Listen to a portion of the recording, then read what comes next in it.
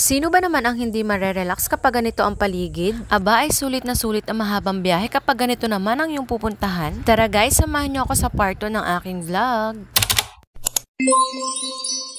Pagkatapos ng ilang oras na biyahe ay nakarating na nga kami dito sa Camp Gilmore. Papasok ka pa nga lang ay parang wini-welcome ka na ng mga puno sa paligid. Ang cute kasi ng puno ng kawain para silang mga arko. Yung tipong parang may nakasulat na Welcome to Camp Gilmore.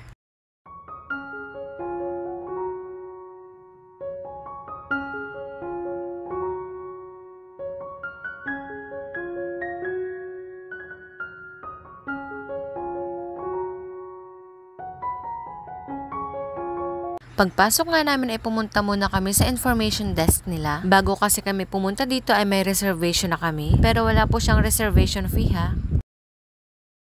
Dito sana kami pupwesto. Kasi nga parang ang cute ng spot niya. May gripo malapit sa batis. Tapos meron pang upuan at saka puno. Kaso kaya kami lumipat. Yung slope kasi ng lupa niya, parang mas maganda kasi kung patag yung lupa no. Yung tipong flat lang para masarap humiga.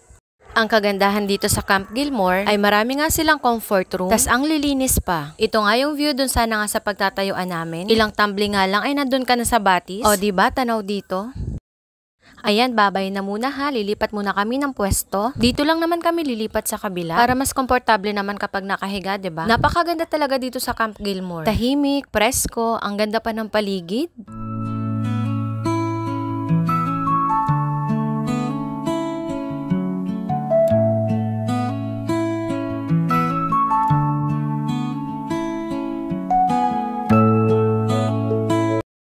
Sinimulan na nga niyang iset up itong awning tent. Ayan, first time na nga naming magagamit ito ngayon. Nagpatulong na nga siya para mas mabilis yung pagkakabit. Sa mga gusto mag-order ng ganitong klase ng awning tent, ipopost ko na lamang yung link sa comment section. At ayan na nga, tapos na namin siyang iset up. Ay, hindi pa pala. Kailangan pa pala ng tali. Para saan ba yung tali? Ay, syempre, para mas matibay, di ba?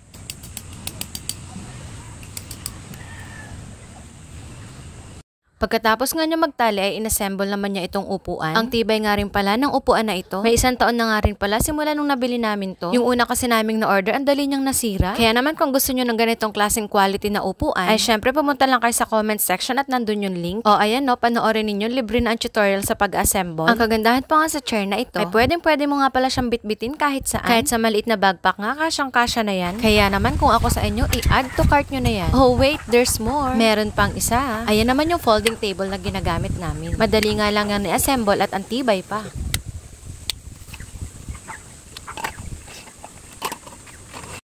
Jaran! O, diba? Ang ganda na, pero hindi pa yan tapos.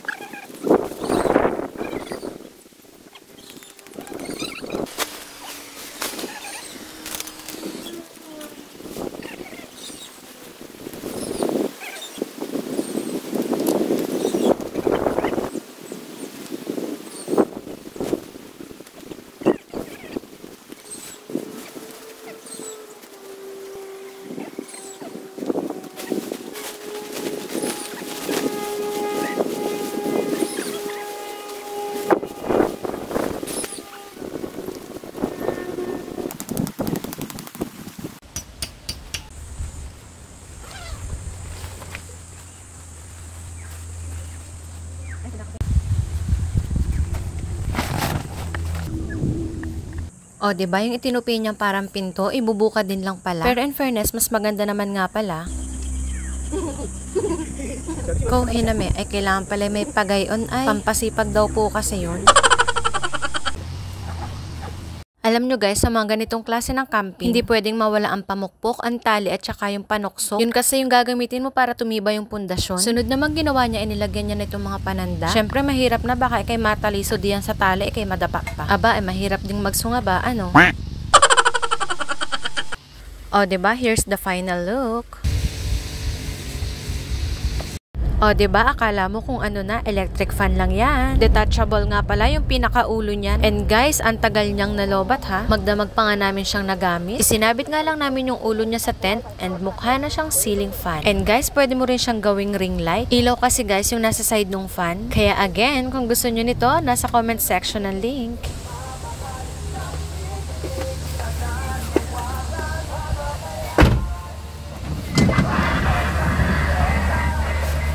O, diba? Probinsyang-probinsya ang datingan at may paradyo. Solar nga pala yung radyo na yan. Ilagay mo nga lang sa initan ay talagang gagana na yan.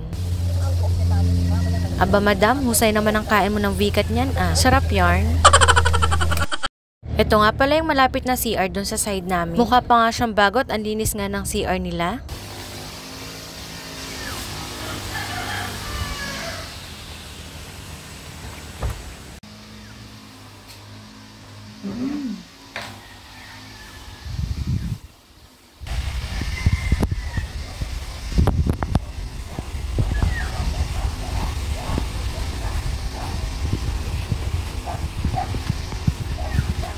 Huli ka. Aba naman guys, nakakagutom naman talaga mag-set up.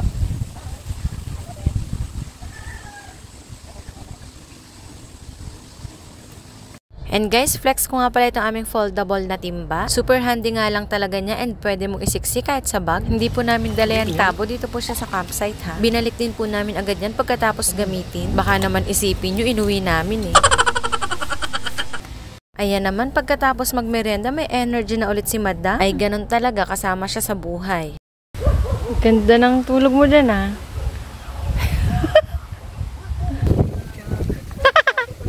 Ay. Wow. Sino yan? May artista sa loob ng tent. Guys, nandito po si Dennis Trillo sa loob ng tent. Guys. Kayo ha, baka yung tali mo. Si Dennis Tulio. Ito si Tulio. Yan. Hindi po siya 3. Siya ito.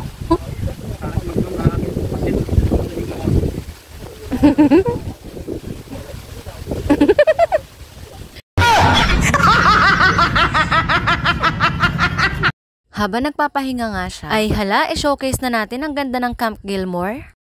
Strict at nakakonfine sa loob ng military camp ngayon ang mataas na opisyal ng militar na naharap sa kasong rape at attempted rape.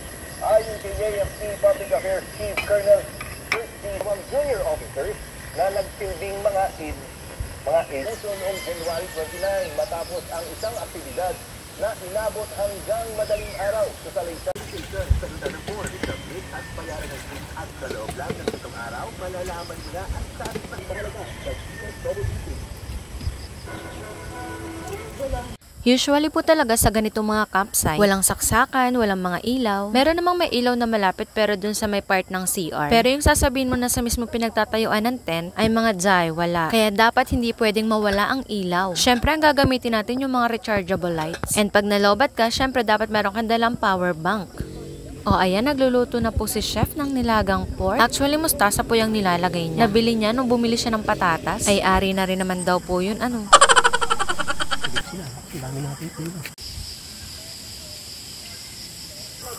Muy bare.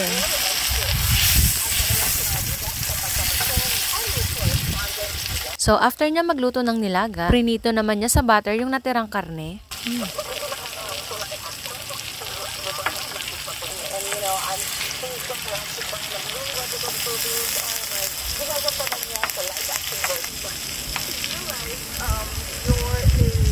So guys, kain po tayo.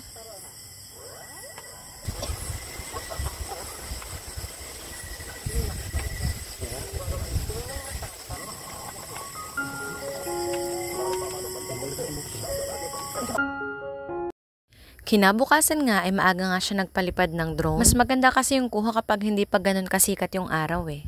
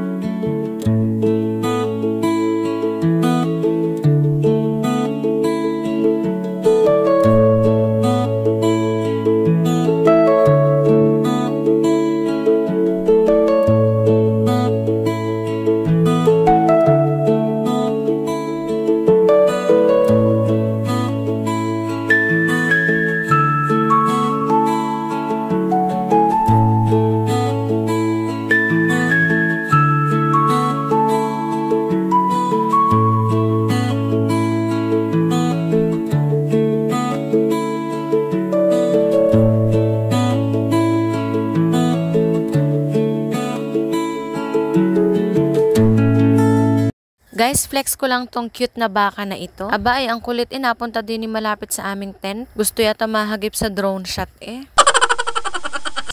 Nakulabar naman oh.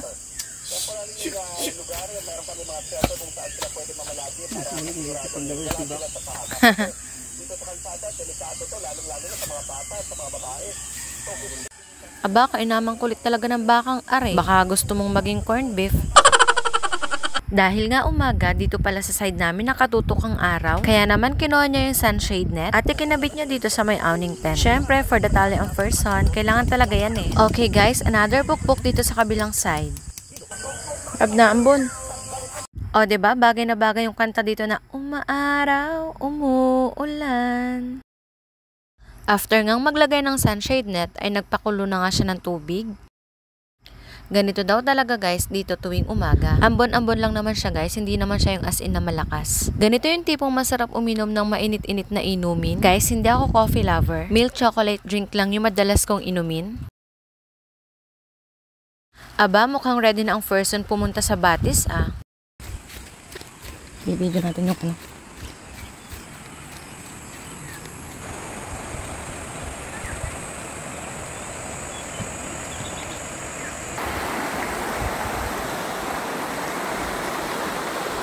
Current dito. Sa kabila. Aba, mukhang maganda sa side na to ah. Bukod sa hindi malakas ang agos, aba ay parang nasa jacuzzi lang ako pag nandito.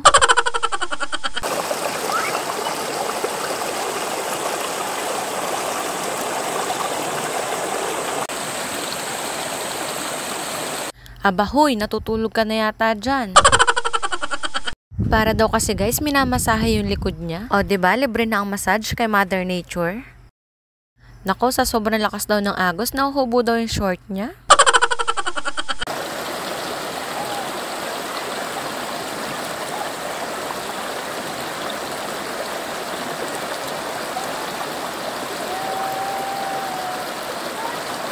Akala ko guys kung bakit naghahanap ng bato. Ay ganyan pala ang gagawin niya pagpapatong-patungin. Aba ay maganda nga rin nga ano.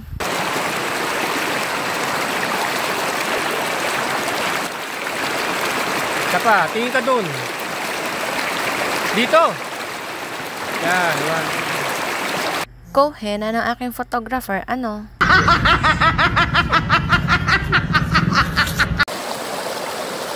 Guys, tingnan nyo naman, hindi niya iniiwan yung kanyang ginawang temple.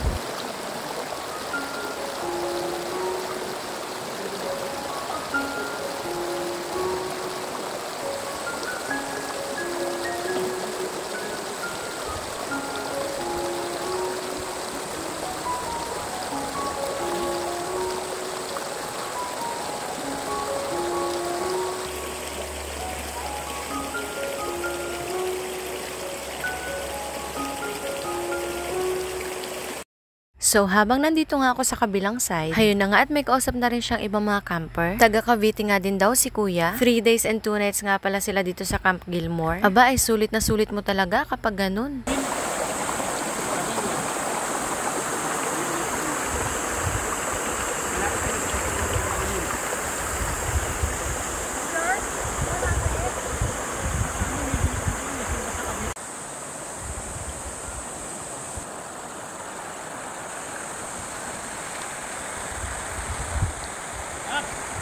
Pagbalik nga namin dito sa tent, nagbayad na nga kami for checkout and ito, binigyan pa kami ng 2 stickers. Grabe guys, sulit talaga itong na-order namin sa online. Kita nyo naman kahapon pa shop, ang dami na namin na-charge pero 81% pa rin yung kanyang battery. As in, true rated talaga siya na 60,000 milliampere yung kanyang battery. Hindi tulad doon sa ibang mga power bank na kunwari 60,000 pero ang bilis namang malowbat. Pero ito talaga as in true rated battery talaga siya na 60,000. Bagay na bagay sa mga magka-camping, sa mga gustong gumala na walang saksakan. Ito, ang dami niyang saksakan. 1, 2, 3, 4, tapos meron pa dito. Yan. Dami na namin na-charge dito kagabi, kahapon, mga electric fan, ilaw. Pero 81 pa rin yung kanyang life. Ang tagal niya. Ang tagal as in. Sulit na sulit. Kahit siguro 2 araw pa kami dito mag-camping, hindi pa agad siya mauubos basta. Ang ganda pati niya, may bitbitan pa oh. So habang binibigyan ko nga ng review yung power bank, heto naman siya at nagliligpit na ng mga gamit.